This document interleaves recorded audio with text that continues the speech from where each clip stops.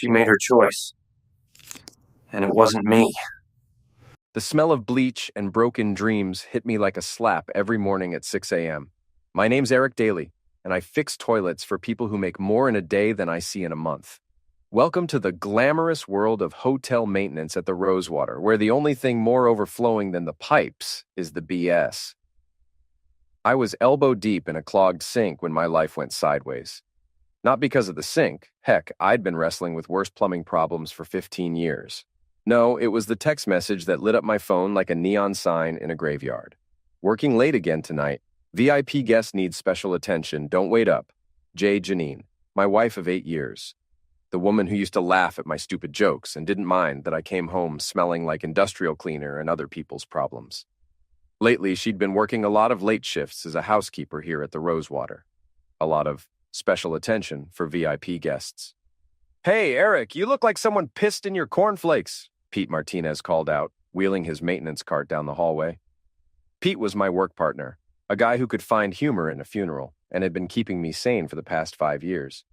"Just thinking about how much I love my job," I muttered, shoving my phone back in my pocket. "Right, and I love cleaning up after rich-a-holes who think champagne belongs in hot tubs." Pete grinned. "Speaking of which, you hear about the drama on the 7th floor last night?" "What drama?" "Your wife's friend Paula was telling everyone in the break room about some VIP guest who's been requesting Janine specifically for his room service. Apparently, he tips real well." Pete's expression shifted. "Real well, if you know what I mean." Something cold settled in my stomach. "What's that supposed to mean?" "Nothing, man, just hotel gossip. You know how people talk." But I did know how people talked, and in a place like the Rosewater, gossip spread faster than bedbugs. I'd been hearing whispers for weeks, staff members going quiet when I walked by, meaningful looks exchanged over coffee in the break room. That night, I got home to our small apartment to find Janine already there, which was strange considering her text about working late. She was in the shower, singing some song I didn't recognize. On the kitchen counter sat a bottle of expensive wine, the kind that cost more than our monthly electric bill. "Hey, babe," she called out when she heard me come in. "How was your day?" "Same old crap. Where'd the wine come from?" "Oh, that. One of the guests left it behind. You know how it is. People check out and forget half their stuff." I picked up the bottle. Dom Perignon. The label was pristine, no dust, no signs of being abandoned. Must have been some guest. Janine emerged from the bathroom wrapped in a towel that looked suspiciously new and expensive. "You complaining about free champagne, Eric Daly?" "Just wondering why rich people suddenly started leaving behind bottles that cost $400. She laughed, but it sounded forced. "Maybe they're finally developing some class. Come on, let's celebrate." "Celebrate what?" "Do we need a reason?" We drank the champagne, made love, and I tried to ignore the voice in my head asking why my wife smelled like cologne that definitely wasn't mine. But the voice got louder over the next few days as I started paying attention to things I'd been too tired or too trusting to notice before. The new lingerie that appeared in our laundry hamper. Lacy, expensive stuff that Janine claimed she'd had forever. The way she'd started taking her phone with her everywhere, even to the bathroom. The fact that she'd suddenly become very interested in working the night shift, specifically when certain VIP guests were staying at the hotel. Then I found the shoebox. I was looking for our tax documents in the bedroom closet when my hand bumped against something hidden behind her winter coats. A Nike shoebox, heavy and carefully concealed. Inside, I found enough evidence to make my stomach twist into a knot. Luxury soaps and shampoos from the hotel, still in their packaging. Silverware with the Rosewater logo. A small jewelry box containing a men's Rolex. And underneath it all, a thick stack of $100 bills held together with a rubber band, but it was the note tucked between the bills that made my hands shake. "For services rendered, can't wait for next time. V." I sat on our bed staring at the evidence of my wife's betrayal and felt something inside me break. Not just break, shatter into pieces sharp enough to cut. Because this wasn't just an affair. This was theft, and my wife was apparently very good at it. My phone buzzed. Another text from Janine. "Another late night. VIP guest is very demanding. Love you." I stared at that message for a long time, then carefully put everything back in the shoebox exactly as I'd found it. But I took pictures first. Lots of pictures. Because if my wife wanted to play games, I was about to show her how a maintenance man handles problems that need fixing. The next morning, I called in sick for the first time in 3 years. Pete covered for me without asking questions. That's the kind of friend he was. Instead of fixing other people's problems, I decided to investigate my own. I started with Paula Hendricks, Janine's work friend and the biggest gossip at the Rosewater. Paula knew everyone's business, and if there was dirt to be found, she'd have a shovel ready. I found her in the staff break room during her lunch break, scrolling through her phone and eating a sandwich that smelled like tuna and regret. Eric, what are you doing here? Aren't you supposed to be unclogging some rich guy's toilet? Called in sick. Hey, Paula, can I ask you something? Her eyes lit up. Paula lived for drama like plants lived for sunlight. Sure, honey. What's eating you? It's about Janine. People have been talking, and I'm wondering if there's something I should know. Paula glanced around the empty break room, then leaned forward conspiratorially. Oh, sweetie, you really don't know, do you? Know what? About her and Victor St. James, the guy in the penthouse suite. He's been staying here for 3 months, and he specifically requests Janine for everything. Room service, housekeeping, special arrangements. She made air quotes with her fingers. What kind of special arrangements? The kind that happen after midnight and involve a lot of cash changing hands. Look, Eric, I like you, but your wife's been playing a dangerous game. Victor's not just some rich tourist. Word is he's got connections to some seriously shady people. My stomach dropped. What do you mean, shady people? I mean the kind of people who don't report their income to the IRS, if you catch my drift. And Janine's been helping him with more than just fluffing his pillows. Paula pulled out her phone and showed me a series of photos she'd apparently taken in secret. Janine entering Victor's suite with a large duffel bag.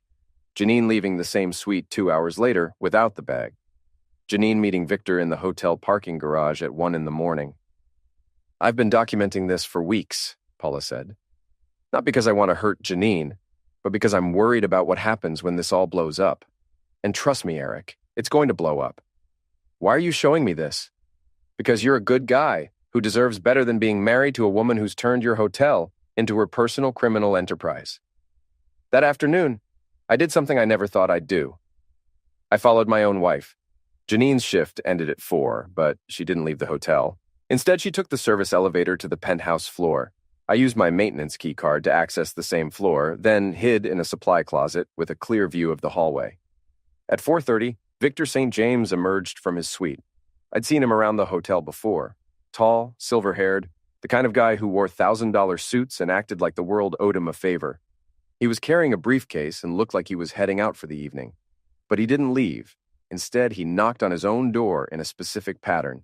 3 short, 2 long, 1 short. Janine opened the door from the inside, and I got my first clear look at what my wife had become. She was wearing a black dress I'd never seen before, jewelry that definitely wasn't from our anniversary, and a smile that made my chest ache. She looked beautiful and dangerous and like a complete stranger. Did you get everything on the list? Victor asked, his voice carrying clearly down the empty hallway. Every item. The Hendersons in 412 never even noticed their watch was gone. I replaced it with a good fake. They'll never know the difference until they try to sell it. And the Johnsons in the presidential suite? Their jewelry is already listed on the website. We should have buyers by tomorrow.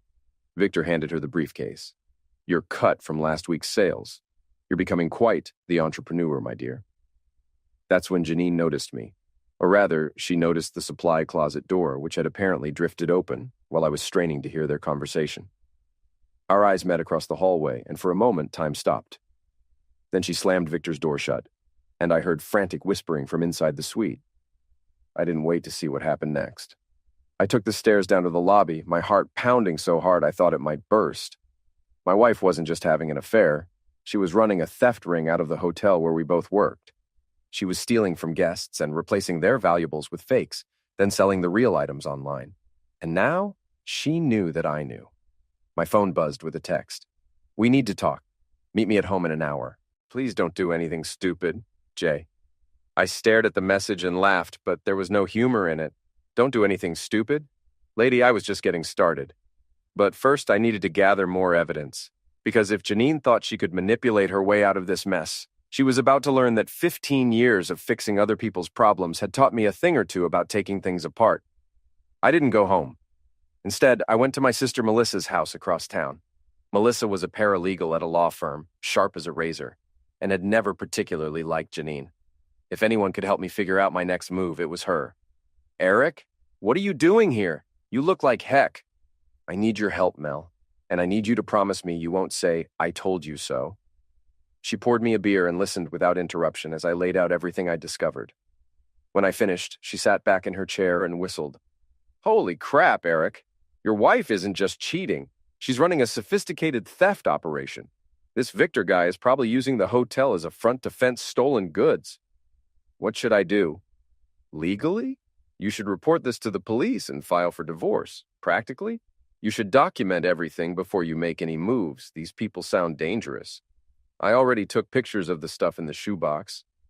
That's a start, but you need more. Financial records, communication between them, evidence of the thefts. And Eric, you need to be careful. If this Victor guy really does have criminal connections, he's not going to take kindly to being exposed. I spent the night at Melissa's, ignoring the increasingly frantic texts from Janine. By morning, I had a plan. I went to work early and accessed the hotel's security system. As maintenance supervisor, I had clearance to review footage for safety purposes. What I found made my hands clench and my jaw lock. Weeks of footage showing Janine entering guest rooms during her shifts, staying for suspicious amounts of time, then leaving with bulky cleaning carts. Footage of her meeting Victor in secluded areas of the hotel. Footage of them together in ways that left no doubt about the nature of their relationship. But the most damning footage was from 3 nights ago. Janine and Victor in the hotel's business center at 2 a.m., photographing items that looked suspiciously like the jewelry I'd found in our closet, then posting listings on what appeared to be auction websites. I copied everything to a secure drive, then went home to face my wife. Janine was waiting in our living room, still wearing the black dress from the night before. She looked like she hadn't slept, and her eyes were red from crying. Eric, please sit down. I can explain everything. Can you? Because from where I'm standing, it looks like you've been stealing from hotel guests and sleeping with your fence. She flinched like I'd slapped her. It's not what you think. Really? Then explain to me what I think, because I'm pretty sure I saw you and Victor discussing how to replace stolen watches with fakes. We needed the money, Eric. You know we've been struggling. Bees. We've been getting by just fine. This isn't about money. This is about you wanting more than what we have and not caring who you hurt to get it. Janine started crying, the kind of tears that used to make me want to hold her and promise everything would be okay. But now they just made me angry. I love you, Eric. I've always loved you. Victor means nothing to me. He's just business. Business? You call sleeping with him business? It's not like that. I pulled out my phone and showed her the security footage. Her face went white as she watched herself kissing Victor in the hotel parking garage. Still just business? Eric, please, we can work through this. I'll end it with Victor. I'll stop the other stuff. We can start over. Start over? Janine, you've been living a double life for months. You've been stealing from people, lying to me, and screwing another man. What exactly are we supposed to start over with? She fell to her knees in front of me, grabbing my hands. Please don't leave me. I'll do anything. I'll make this right. Looking down at her, I felt something I'd never felt before in our marriage. Complete and utter disgust. Not just for what she'd done, but for thinking I was stupid enough to fall for her act. You want to make this right? Here's how you make this right. You're going to help me destroy Victor St. James. She looked up at me, confusion replacing the tears. What? You heard me. You got yourself into this mess by choosing him over me. Now you're going to help me get out of it by choosing me over him. Eric, you don't understand. Victor isn't someone you mess with. He has people who... Who what? Who hurt people who get in their way? Well, guess what, Janine? I'm already hurt. You and your boyfriend made sure of that. So now we're going to return the favor. I pulled my hands free and stood up. You have a choice. Help me bring Victor down, or I go to the police with everything I've found.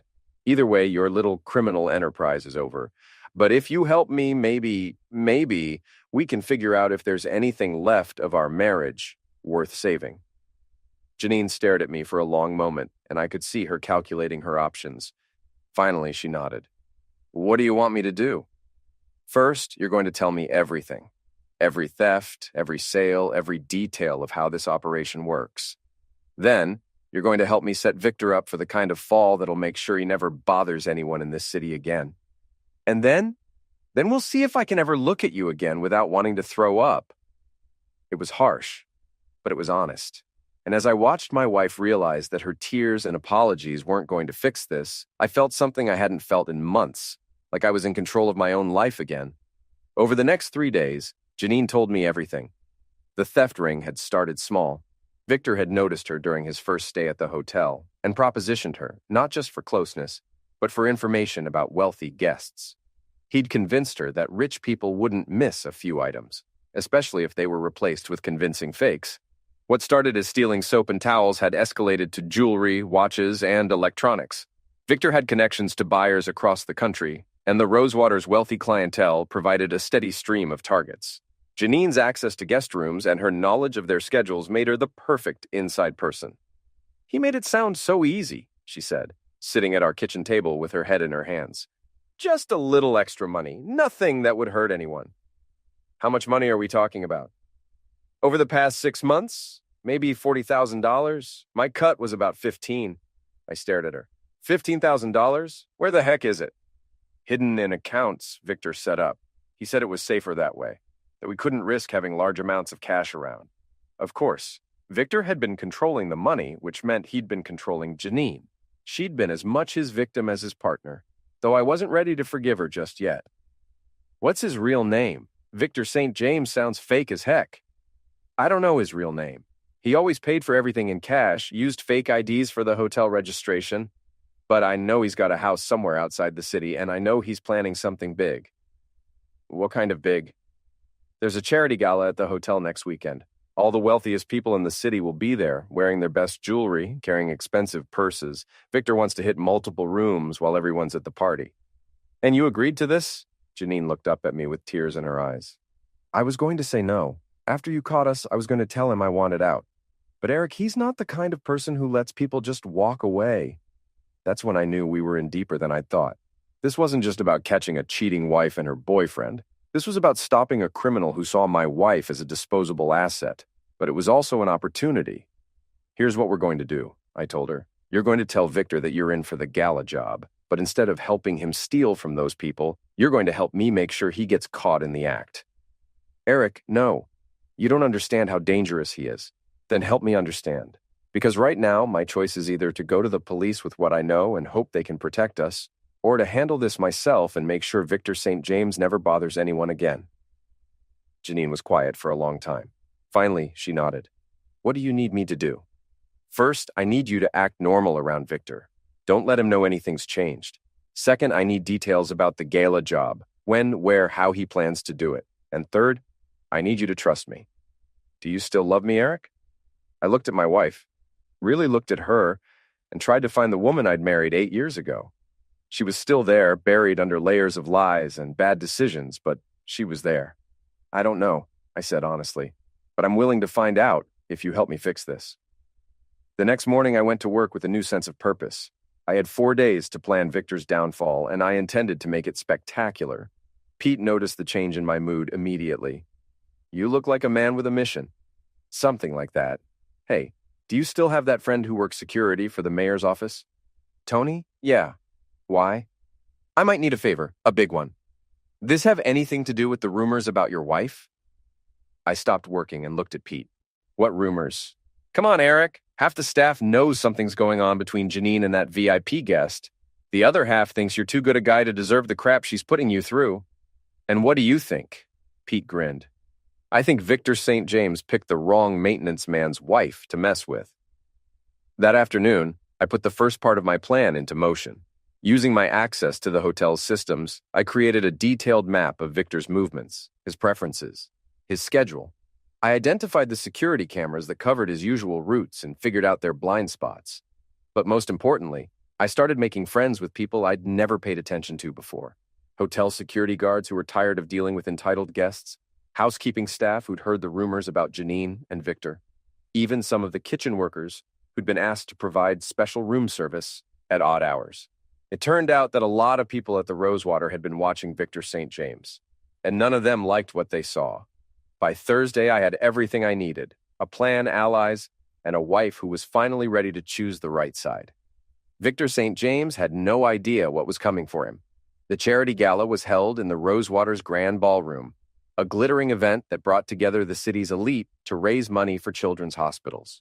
The irony wasn't lost on me that we were about to expose a theft ring at an event designed to help sick kids. Victor had given Janine detailed instructions.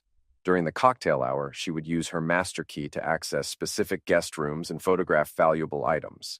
Later, while everyone was at dinner, she would return to actually steal the items, replacing them with fakes that Victor had provided. What Victor didn't know was that I'd spent the week preparing a different kind of surprise. The evening started perfectly from his perspective. Janine played her role flawlessly, acting nervous but committed to the plan. She even wore a wire, not for the police, but for me, so I could monitor their conversations and coordinate my response.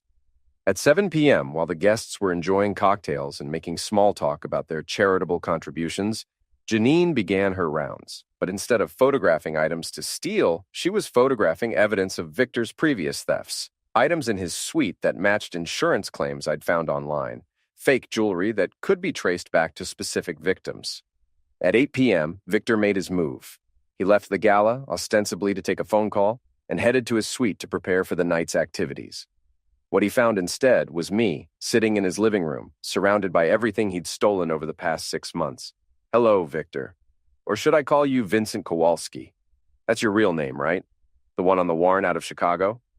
He froze in the doorway, his hand moving instinctively toward his jacket. But I was ready for that. I wouldn't if I were you.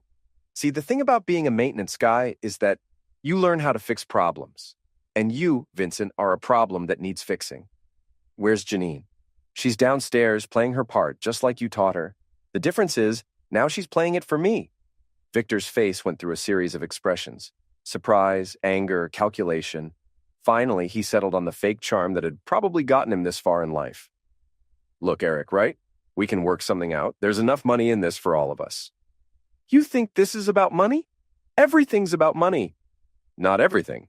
Some things are about respect. Some things are about trust. And some things are about making sure that people who hurt innocent people get what's coming to them. I stood up and walked to the window, which offered a perfect view of the ballroom below.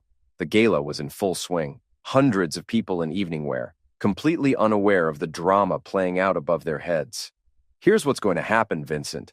In about 10 minutes, hotel security is going to receive an anonymous tip about suspicious activity in your suite. When they arrive, they're going to find all the stolen merchandise you've been keeping here, along with detailed records of your sales and evidence linking you to similar thefts in 3 other cities. You can't prove anything. I pulled out my phone and showed him photos of everything I'd found, along with screenshots of the online auction accounts he'd been using to sell stolen goods. I can prove everything, but here's the thing. I'm not going to... Victor looked confused. What? I'm not going to turn this evidence over to the police. I'm going to do something much worse. I'm going to make sure everyone at this gala knows exactly what kind of man you are. Before he could respond, I activated the hotel's public address system, a perk of having master access to all the building's systems. My voice echoed through the ballroom below, clear and strong. Ladies and gentlemen, I apologize for the interruption. My name is Eric Daly, and I work maintenance here at the Rosewater. I have an important announcement about one of our guests. Through the window, I could see the crowd looking around in confusion. Hotel staff were scrambling, trying to figure out where the announcement was coming from. For the past 6 months, a man calling himself Victor St. James has been staying in our penthouse suite. During that time, he's been systematically stealing from hotel guests and replacing your valuables with fakes. If you've stayed at the Rosewater recently and noticed that a piece of jewelry doesn't quite look right, or a watch doesn't feel quite right, there's a reason for that. The ballroom erupted in shocked murmurs. I could see people checking their jewelry, pulling out phones to call their insurance companies. Mr. St. James, whose real name is Vincent Kowalski, is currently in Suite 1247. Hotel security is on their way to arrest him, and all stolen items will be returned to their rightful owners. I apologize on behalf of the Rosewater for this violation of your trust. I turned off the PA system and looked at Victor, who had gone pale. You're finished, I told him. Not just here, but everywhere. I've already contacted the FBI about your little interstate operation. I've notified the hotels in Chicago, Miami, and Las Vegas where you pulled similar scams. And I've made sure that your face and your real name are going to be all over the news by tomorrow morning. You don't know what you've done, Victor snarled. I have friends who... Who what? Who are going to come after a hotel maintenance worker? Go ahead. But you might want to consider that I've spent the last week documenting every aspect of your operation, including your friends. Bring them on. I'll add them to the evidence file. The sound of footsteps in the hallway announced the arrival of hotel security, followed by what sounded like half the police department. Victor looked toward the door, then back at me. What about Janine? What about her? She's as guilty as I am. Maybe. But she's also my wife, and she's cooperating with the investigation. You, on the other hand, are going down alone. The door burst open, and Victor St. James, or Vincent Kowalski, was finally facing the consequences of his actions. As the police led him away in handcuffs, I felt something I hadn't felt in months: satisfaction. But the night wasn't over yet. I still had to face the crowd downstairs, the hotel management, and, most importantly, my wife. I found Janine in the lobby, surrounded by police officers and FBI agents who were taking her statement. When she saw me, she broke away from the group and ran to me. Eric, I'm so sorry for everything. I know. Can you ever forgive me? I looked at my wife, really looked at her, and saw something I hadn't seen in months: the woman I'd fallen in love with. She was scared, ashamed, and completely honest for the first time since this whole mess started. I don't know, I said, but I'm willing to try. The FBI agent in charge walked over to us. Mr. Daly, I'm Agent Sarah Chen. We're going to need detailed statements from both of you, but I wanted to thank you. Vincent Kowalski has been on our radar for 2 years. Without your evidence, we never would have been able to build a case against him. What happens now? Kowalski's looking at federal charges in 4 states. He'll be going away for a long time. As for your wife, her cooperation has been invaluable. The prosecutor will take that into consideration. 3 hours later, Janine and I were finally alone in our apartment. We sat on our couch, exhausted and emotionally drained, trying to figure out what came next. Do you really think we can work through this? She asked. I think we can try, but things are going to be different, Janine. I can't just pretend this never happened. I know, and I don't expect you to. I just want the chance to prove that I'm still the woman you married. Then prove it, every day for as long as it takes. She nodded, tears streaming down her face. I will. I promise. 6 months later, Vincent Kowalski was sentenced to 12 years in federal prison. The Rosewater implemented new security measures and offered compensation to all affected guests. Janine and I started marriage counseling and slowly, carefully began rebuilding our relationship. It wasn't easy. Trust, once broken, doesn't heal overnight, but we were both committed to making it work, and that made all the difference. As for me, I kept working maintenance at the Rosewater, fixing problems and keeping things running smoothly, because that's what I do. I fix things that are broken. And sometimes, if you're patient and careful and willing to do the work, you can fix them better than they were before.